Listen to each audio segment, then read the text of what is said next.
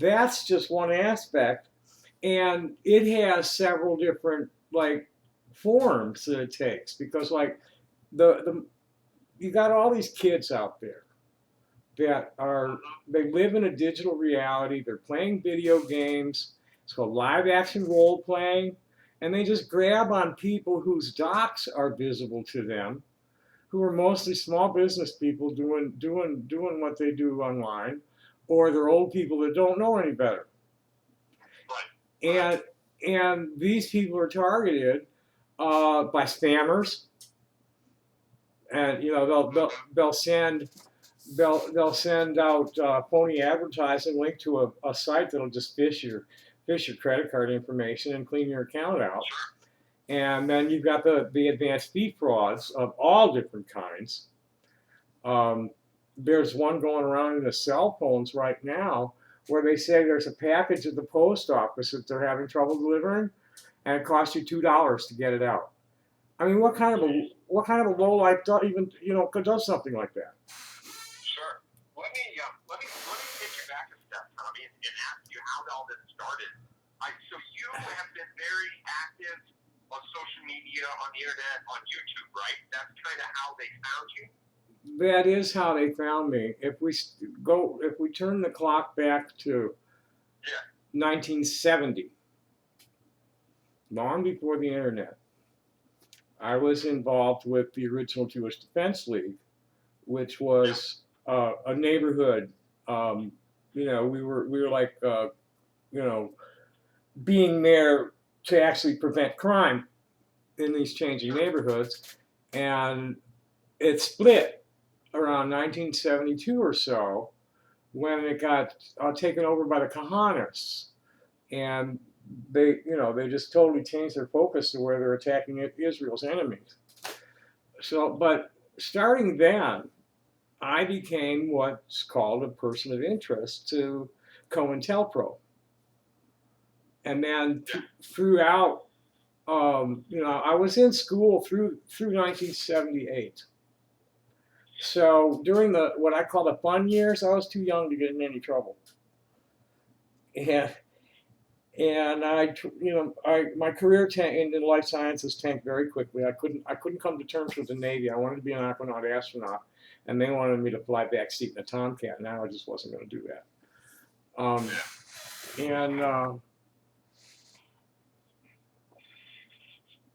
So I tried to go into medicine, couldn't stand that. And I landed on the street in Venice Beach, right as they're ramping up the Olympics, 1984 Olympics. Oh no, it wasn't cool. I've been arrested well over 100 times for nonsense, just to get me out of the way. They shot me in 1987 to get me out of the way so they could bulldoze a tent city they were blaming me for starting. Yikes. Yeah. So how did all this? So I imagine this advocacy work that you've been doing for years, and you took it online. Pretty much, my group is Real Things Artisans Cooperative. It formed in 1985 in Venice Beach. I made my first post from an X86 machine in Venice Beach. My partners were top-tier IT engineers. One was a hardware guy, and the other was a software guy. And they were working on major installations from their Venice Beach apartment. And what my network has always been about is the indie music and arts activism. Okay, so that we started in 1985 online. Right. Wow, you were an early adopter. I didn't do anything. I only made one post. In 1985, and then I was on the road until 1999, so I hardly ever did any posting. But there are things that can be found on the Rainbow Network from 1993 that somebody posted it for me. So you had a long history of internet activism. You were there from the very beginning. I'm part of the Rainbow. I've been associated with the Rainbow Family of Living Light, which has been associated with all the Native activists, who are the eco warriors. Sure. So I've been doing this since the mid '80s, yes. And then in 1999. When did you get on YouTube? Were you an early No, YouTube or is it just no, no. In 1999. Now, see, I'm a hardware integrator, and I'm not a computer geek. My family was like partnered with IBM. So I grew up with my hands inside and on the controls of telecommunications and data processing equipment. I started out when the mainframe was still as big as a refrigerator and couldn't do what a watch can do today. And so my hands have been on the evolution of it all the way along. And my partners, I mean, one of them was a fiber optics engineer doing jet propulsion laboratory. The other guy's writing software for Bank of America. It's just okay. And here I am, organizing at the street level with, just basically ranting from desktops and playing music with people, bench tops, playing music. Where are we? 1999. My Before, just because I need to be clear, I need to make sure I understand things. So when did you get on YouTube? I forget. I've watched a lot of your videos. It looks like you've been doing it a while. You've got a good following. Well, it's not more than 5 or 6 years though. Okay. Well, that's still a while. You're pretty experienced with this. Is that where Kiwi Farms found you? I wondered. I was going through Kiwi Farms yesterday. All the stuff they've said about you over the years, and it's hard because that site makes it difficult. Have you seen the?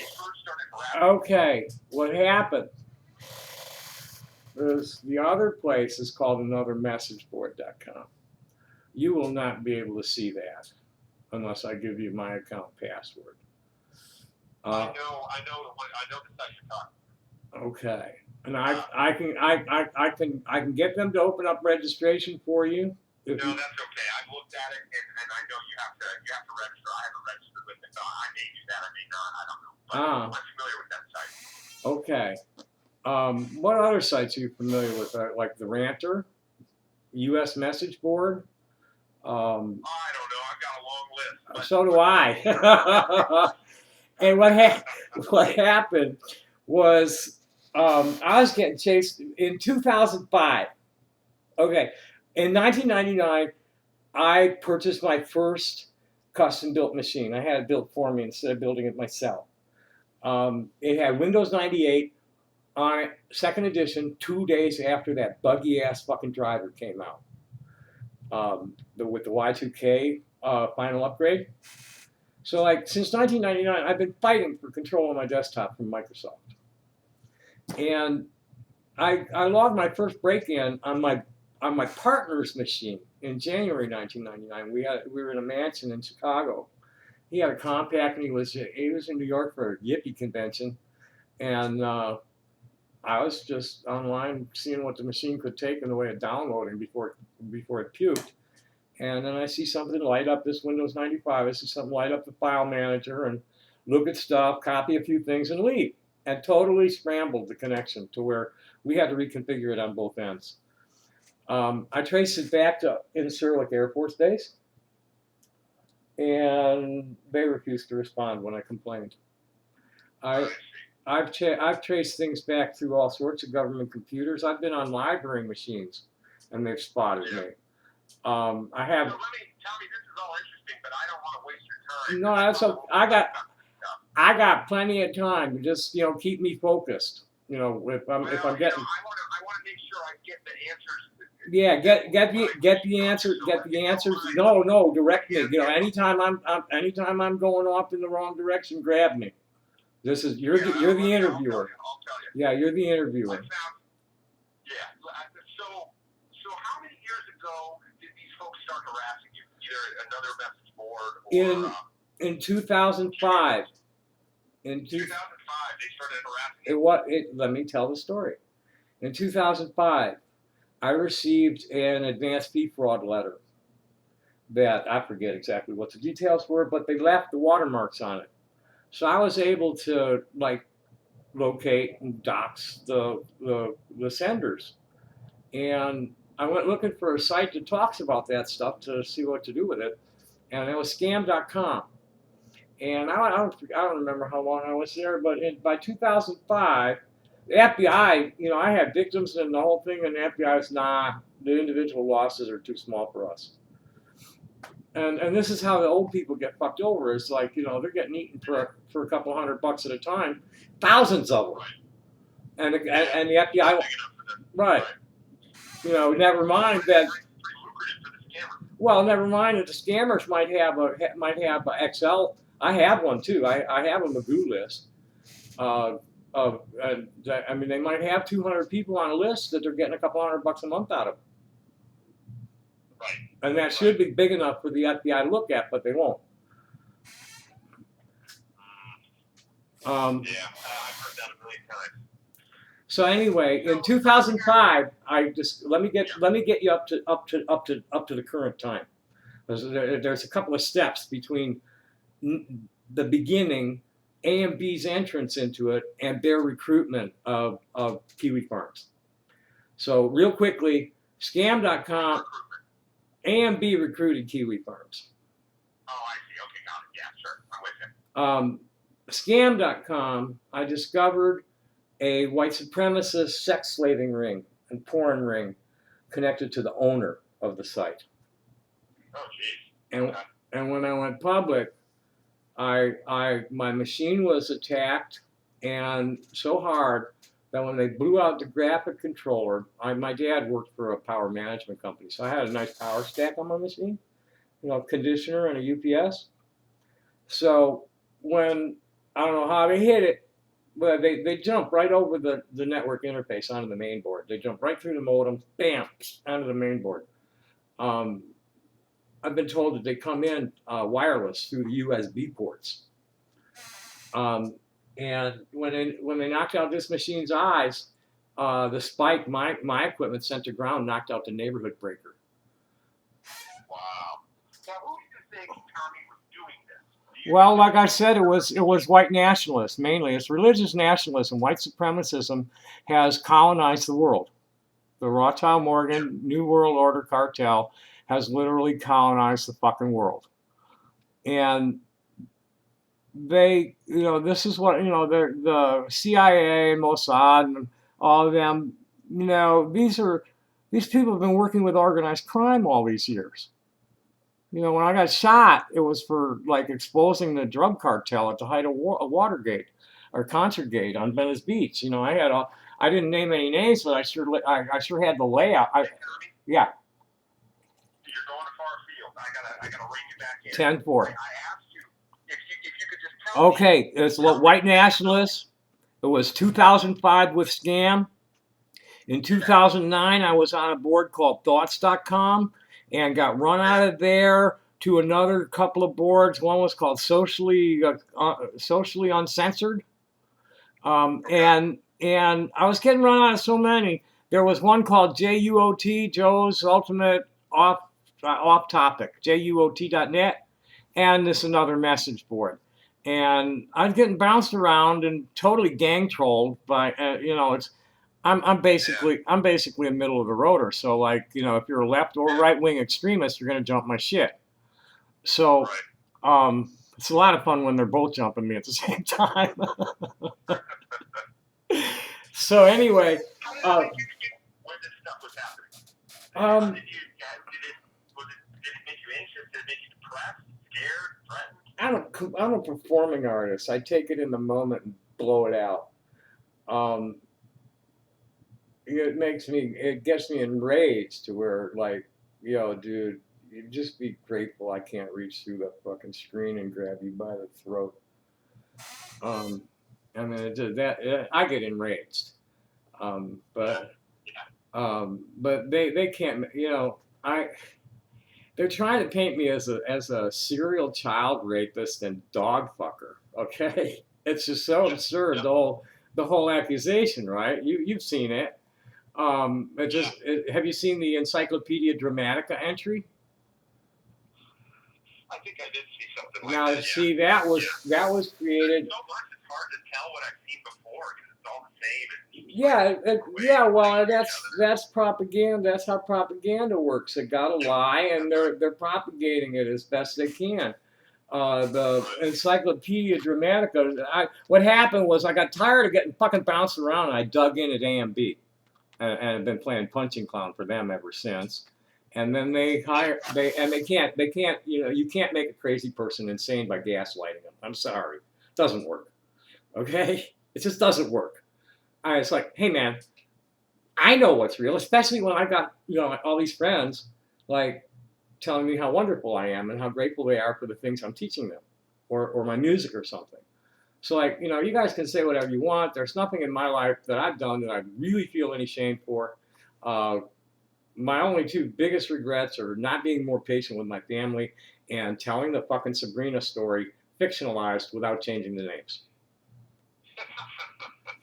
Yeah. Did you? What did you? I mean, you tried to get the authorities involved. Oh fuck. You talked about suing. It sounds like nothing's worked to stop you. Oh, the only thing that's going to stop him is this pair of handcuffs or a subpoena. And I've talked to, it started in Chicago. I don't remember if I actually reported anything in Chicago, but by the time I got to Texas around New Year's, after into the new year 2000. And they were blowing up my machines. I had a broadband local network that was too far from the pop to get a broadband internet signal, but I sure could receive it, right? I mean, picture yourself a computer with a garden hose stuck in your mouth and turned up full blast, right? 50 machines they were wiping out, and I was talking to the FBI and the Travis County sheriffs about it, and I'm a dude dick. FCC is saying, "No, sorry, that's interoffice communications, and we have no jurisdiction." And well, I think it's Rule 15 says you guys got to eat it and take it as it comes and tough shit. And I don't know what else. Then I moved to Austin. No, I was in the Austin area. Then I come here, and instead of investigating, these guys have falsified 4 psych petitions in the last 5 years. Tucson Police Department. They're alleged to be dirty on the payroll of this Hoffman group, who is alleged to be moving container-sized shipments of contraband through here.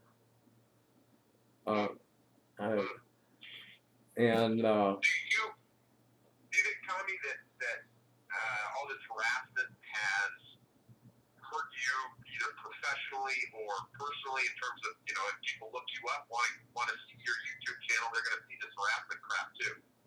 Well, it's definitely hurt me professionally, because they got one guy ramped up and got him to go to the gem show and convinced the promoter that I was a registered sex offender.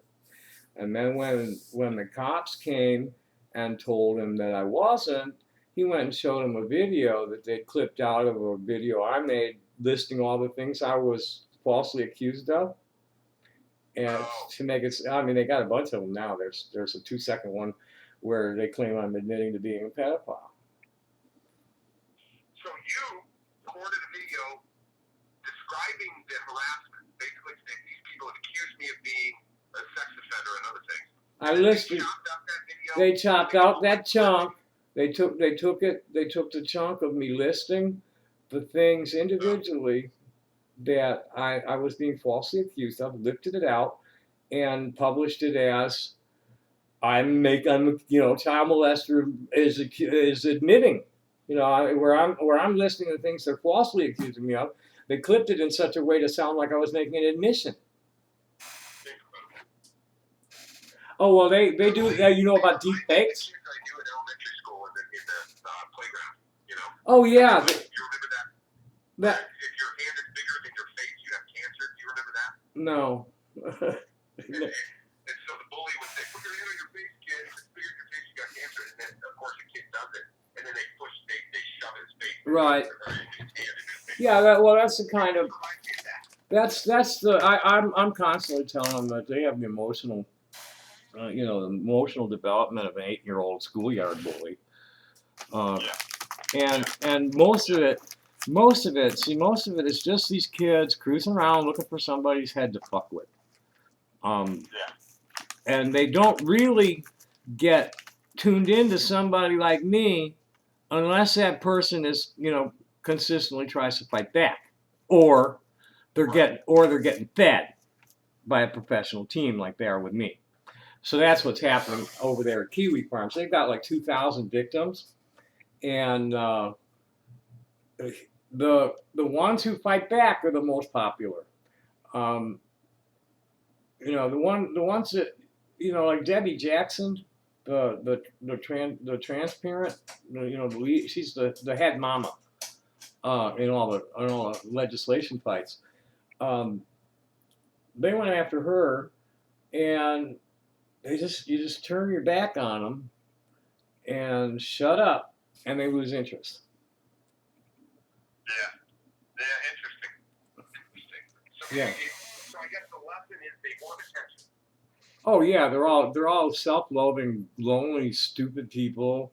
The main stalker on me, that character Sneasel, is calling himself Daisy May now. Best intel I have on him says he's mid-20s, just recently got an MBA or something from U Michigan, Ann Arbor. Got hired by Routers and failed immediately. I've been living in mommy's basement ever since, fucking with people on the internet. That's not terribly surprising, I guess. No, this is very typical for these people. They're still living in mom's basement, or they're young, overpaid, underworked assholes that, I got Tom Madeira, the guy who's bucket at another message board. I got him fired from General Dynamics for harassing me on the job. He should have been working, and he was harassing me at the Ranter instead. Got him back. Really? Yeah. So you reported him to General Dynamics? Fuck yeah. Yeah, sure. Track that one down. They wouldn't talk to me. His name's Tom Madeira, and his handle at theranter.com was Bucketeer, the Bucketeer, and Bucketeer. How do you spell his last name? Medara. He's a Air Force Academy ring knocker. Who the two principals at AMB are Tom Butler, who works for the he works in the DoD, but apparently he's also working in the NIMH. And that a lot of what AMB is doing is targeting people like me to gaslight them, make them, either go nuts or do something stupid to get them busted through the NIMH. NIMH through that. That's Tom Butler. And then Madeira is an IT security consultant who at Air Force, he was a desk jockey, Intel desk jockey in the Middle East for 20 years. And then he come here and he's bouncing around. He's a total spook. I don't know who he's answering to, but he's obviously a spook working for somebody. He was, he was only about a captain or major or something when he separated. And he never flew. Did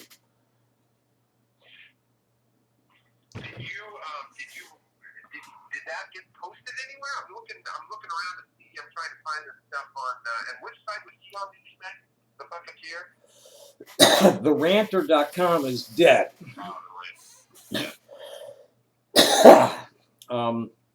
You'll find Tom Madeira on Facebook. You'll find Kevin Hoffman on Facebook, which I think is Butler's. Kevin Hoffman. I'll send you the links. Kevin Hoffman and his friend.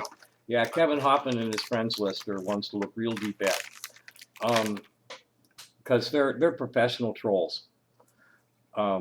Kiwi Farms is mainly kids with a few professionals thrown in. There's an administrator that just started by the name of Ride that I'm convinced. I think he just separated from the Marines. I'm convinced that the CIA and Mossad are up in there playing Josh Moon hard. And that Ride is one of them. How do you think? happens, obviously you use the internet to advocate for social justice, to bring attention to causes, to fight for, rights and tolerance and things like that. Let's not forget sell my rocks. That's what, mainly I want to be selling my rocks and my friends' artwork. Well, there you go, and you're selling your rocks. So you're using the internet like a lot of people do. And obviously these people want you to stop. Right. I mean, it sounds like they want you to kill yourself. Or get somebody to kill me for them. Yeah, right. What do you think happens? I mean, and I just imagine that there are a lot of people like you, Oh, yeah. to make a living, to express themselves, and then they have to deal with this kind of toxicity. What do you think happens to people when they get, I mean, you're obviously a pretty strong-willed individual, who's not afraid of fighting back. Well, but a lot of people probably aren't. Yeah, what do you Well, think most people, most of the LGBT people I know that are targeted by these folks, just they do the best they can to avoid them and protect themselves from them, and just don't feed the trolls, and don't give them any free publicity. Yeah. And that's kind of sad, isn't it? I mean, Well, it gets back to the total lack of enforcement, which was one of your questions. What needs to change? Right. What needs to change? First thing that needs to be changed is that fucking local cops need to be trained in cyber, just basic computer basics. They don't know what the fuck they're looking at. They also need to be trained in the law so that they can enforce the boundaries of the First Amendment better. These guys don't know what the Brandenburg test is. Yeah, that's interesting, because you're right. I mean, if you were going to be a local cop 20 years ago, there's no way you would think you worry about this stuff, but now you do. Now you do. Tucson Police Department has, I don't know how many other complaints. I call Mickey Peterson in the Tucson Police Department. He's the lieutenant in charge of the Office of Professional Standards. Talk to him about what he thinks is going on. That would be interesting. I'm sure the local police, I mean, if you're a good local officer, who wants to do something, it's going to be really frustrating. You don't really know where to start. Well, one of his sergeants was telling me that they've got, I'm not the only person complaining about cybercrime that they aren't able to do a damn thing about. I got 9/11 pranked one day with somebody on the phone saying that they were inside my apartment while I'm streaming, of course. It was great fun for these guys when the SWAT shows up. The guy's on the phone saying he's inside my house going to kill himself. And then the SWAT shows. And fortunately, I knew how to deal with this and called them. I called 911 and said, "Well, hey, what's going on?" And they said, "Oh, just go outside." So I went outside, totally spread eagle with my hands up and my, come out looking like a big X with my phone in one hand. And it still took them about 15 minutes to straighten it out there, and then they never could trace the call. They could never trace the call? They couldn't trace it. It happened 3 times. The first time they did, someone said the whole place was on fire, and they just passed a battalion. Not just one truck, but a whole battalion, they said. And this cost the city. Are you pretty confident it's one of these jerks from online? I mean, it's got to be, right? Oh no, I know that. They brag about it. They go back to the same. Oh hell yeah! These people know who did it, and they brag about it and laugh about it. They got to see the cops trashing my apartment. I mean, they love that kind of shit. They love it when I get mad. That's a chimp out. And have you gotten phone calls? Oh fuck. Well, Butler's crew, for years, they finally quit. For years, they called me up using one of them Tommy Tudor kind of scramblers, gaslighting me. They call me pretty regularly, gaslighting me. There's some other asshole that calls himself Major Zero from the Patriots that's threatening to kill me, and I got to come out and see him and all this happy shit. Who else? I get death threats all the time. Go read. Have you seen this? Cammy Doc's girl or Commie Dick girl, the one that's like totally freaking out on me, trying to gatekeep me from the local LGBT community. She posted a. No, I don't. Oh, you'll love that shit. She's totally gone nuts. She's, Wow. she's totally gone nuts.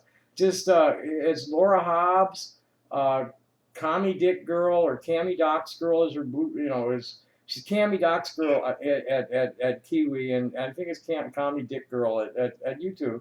And a few weeks ago she did that Sneasel totally bent her into, oh, this is a serial child molesting dog fucker, and she's on it, and I'm she says, you're the most disgusting creature. I want to see you dead. I wish you were dead. It's like she thinks she's protected by the First Amendment to say these things because she's not. Yeah, but she's not. It's fighting words and incitement. But then the sites, you can't sue these sites for harassment or defamation or any shit like that. This is too hard. You got to sue them in their own home venues and all that, and it's just too hard. I want to go after them for fraud and gross negligence for violating their own TOS and allowing it to happen. You mentioned Rico too, I think, at one point. Well, yeah. Well, that and they appear to be making money from it. Well, the sites are, I guess, right? Well, they're claiming to be printing my image onto merch and selling it. Oh, right. And that would be actionable, I would think. It's all actionable. Without your permission. It's all actionable, but the person who represents themselves in a court has a fool for an attorney. That's true. Yeah, right. So. And it's expensive, I would Yeah, think. fucking well, no, I can get away with a lot of shit in there because I can file in PUPers. If push comes to shove, and I cannot get any law enforcement agency to move, I'm prepared if I could find somebody to do it. When my uncle's estate clears, I'll be able to take $1,000 out of it and buy 4 hours of some lawyer's time to compose a proper federal complaint, where we'll go in and move for class status. I've got several co-plaintiffs and lots of does, and petition for appointment of counsel and an order of a RICO investigation against the 2 websites. I bet there's no shortage of co-plaintiffs. Oh, well, there is a shortage of co-plaintiffs that are willing to be named in the initial complaint.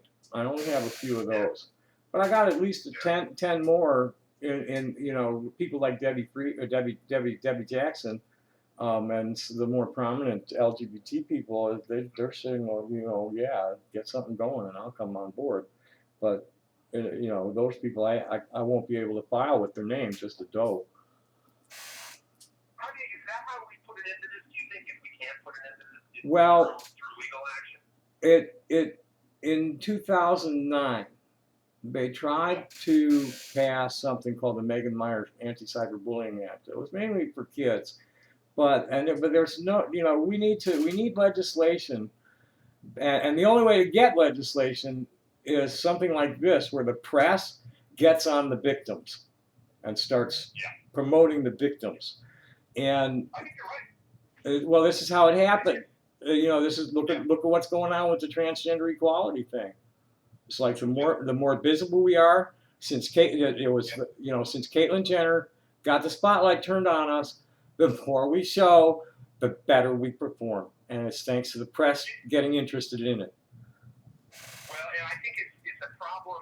I've talked to so many people that say, I've been harassed, but I figured I just needed to be tougher and ignore it. And none of us, I think, thank God, we don't deal with the kind of harassment that you have had to deal with, Tony. But I think everyone's dealt with it a little bit. Oh yeah. Everyone knows how to respond. Well, the hippies. Or we're afraid to talk about it even. Oh yeah. It's fear conditioning over 1,500 years by empire. Yep. But we're supposed And stuff. We're not supposed to talk about how people hurt our feelings. right, and yeah, well, I'm not a man, so I don't have that problem. I'm not a woman either, so nobody's Well, rule. that's a good question. So, I mean, how do you want me to refer to you? Formally, Where are your pronouns? well, my pronouns are she or they. Okay.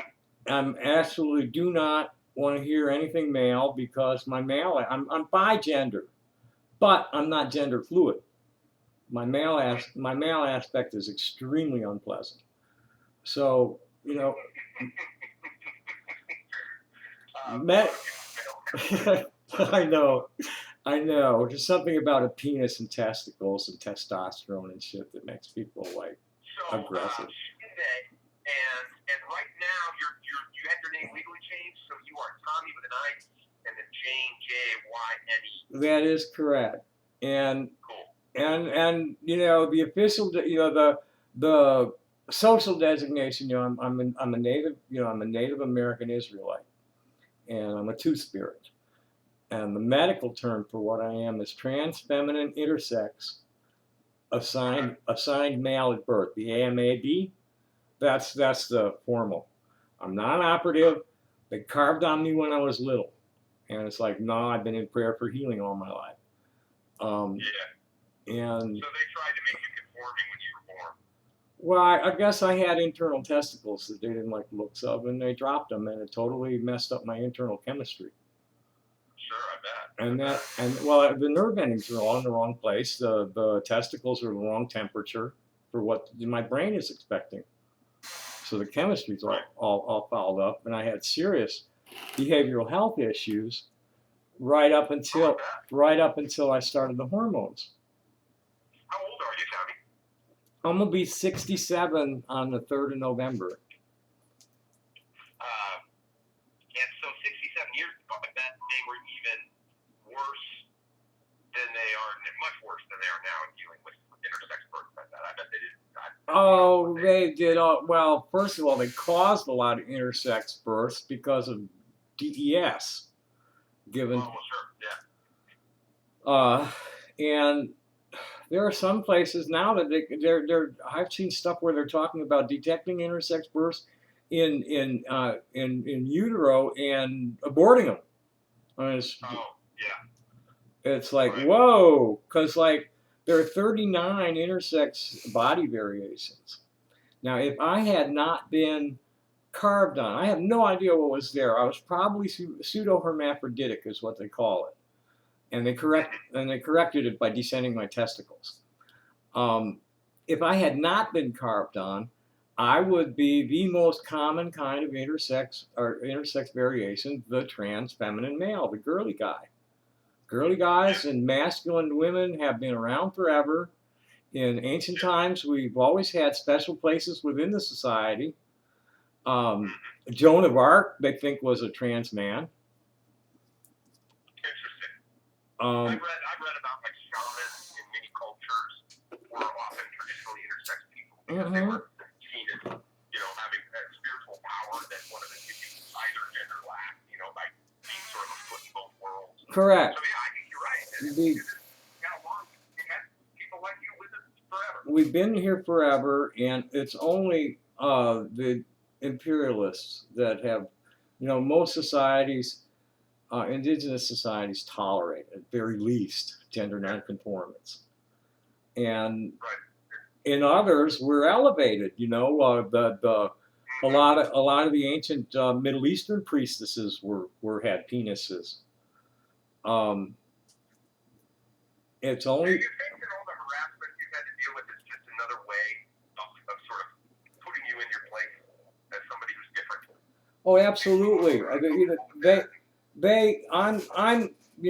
I recovered something from Peter Norton's trash in Venice Beach, and before he discovered shredders and incinerators that he wasn't supposed to throw away, which was a printout of a RAND Corporation study into the government response to dissident organizations and individuals, what the suggested government response to people like me who were saying, hey, something's rotten in Denmark here.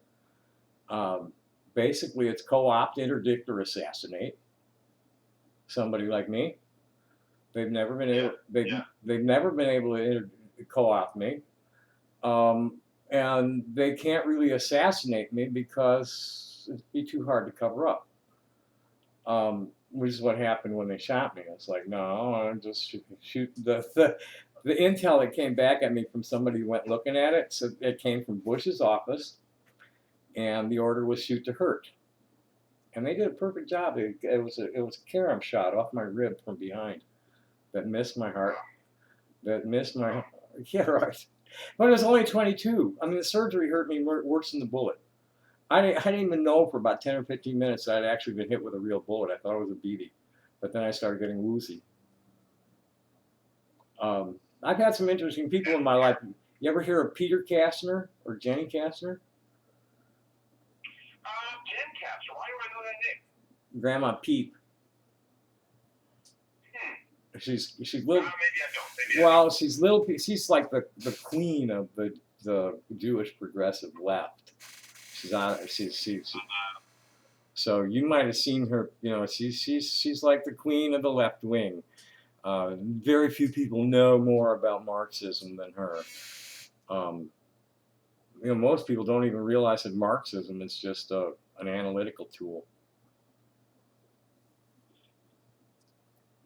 So what makes you, Tommy, get out of bed in the morning and keep being online in the face of all this harassment? A lot of people, I think, would just give up and say, the heck with it, it's not worth it. Well, because for every one of the idiots, I've got 100 people that appreciate what I do. Yeah. And what happened, the way I play is, I'm sitting at a big desktop with a big screen, and I have Kiwi Farms open. I have another message board open. I've got YouTube open. I've got Facebook open. Are you making that noise on your end, or have we got a visitor? Are you? No, I have a system that we use at work called Slack. I don't know if you know Slack. No. It's awful. Don't get it. It's trying to ruin my life. My colleagues, it's basically a way to send messages to your coworkers. And so every time somebody sends a message, whether it's to me or not, there's a little bing, like a slot machine where no one ever wins. Can't you mute that? The worst.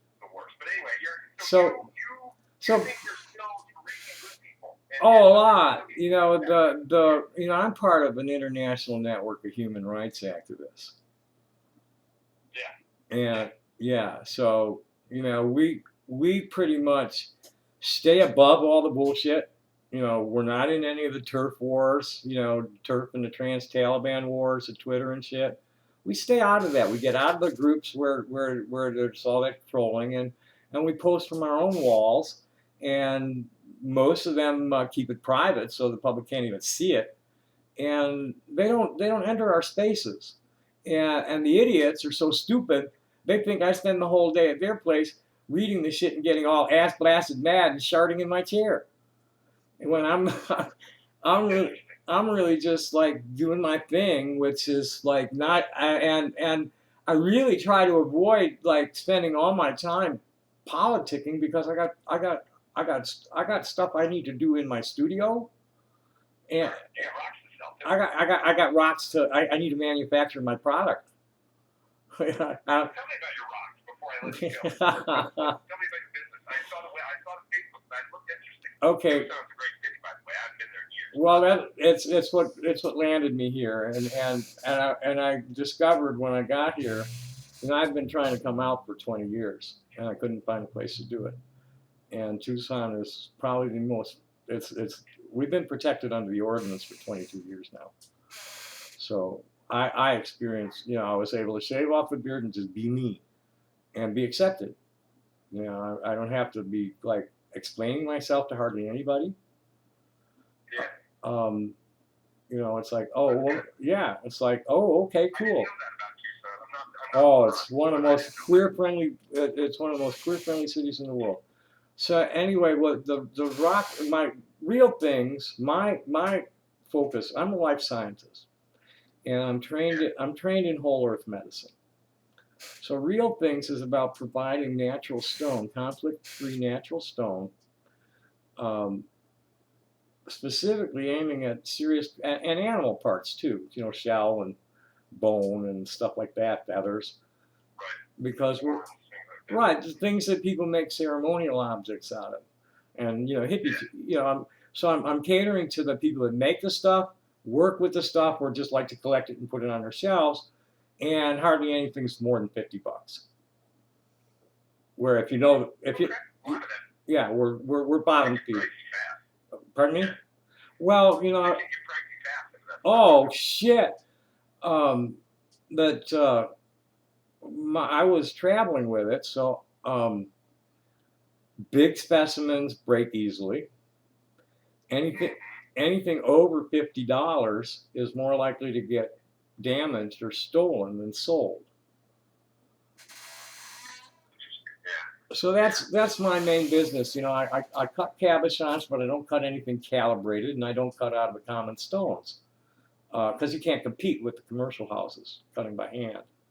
You know, everything's you know we're pretty competitive, but I'm not working. I can't sell.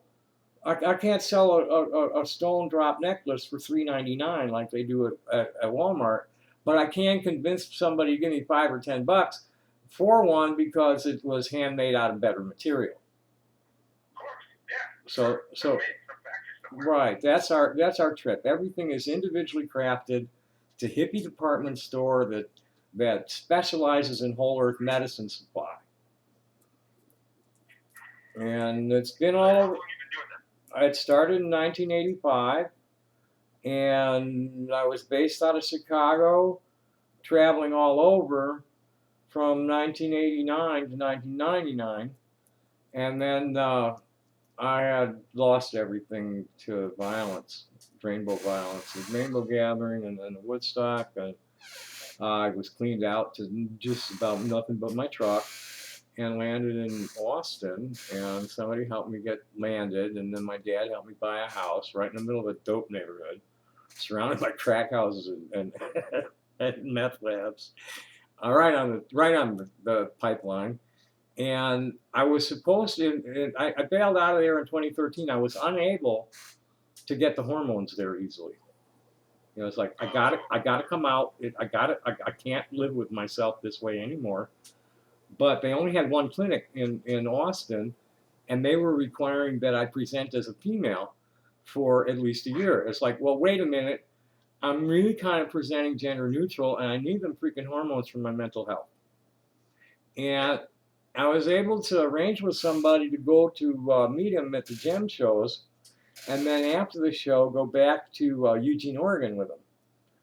But he got called home early, and the people he left me with were hippie mafia, so I had to jump off the bus and find a place to live here, and I've been here ever since 2013. Interesting. Cool. Well, Tommy, this has been very helpful, and I'm sure I'll want to talk again. And please send me whatever you think I might need. Yeah. The main thing to wrap up as far as how do we address this is individuals need to learn to just drown these fucking idiots in silence, not share their stuff to bitch about it. And the law enforcement people need to be educated into it, and laws need to be enacted that gives them some teeth to extradite people from out of state. Okay.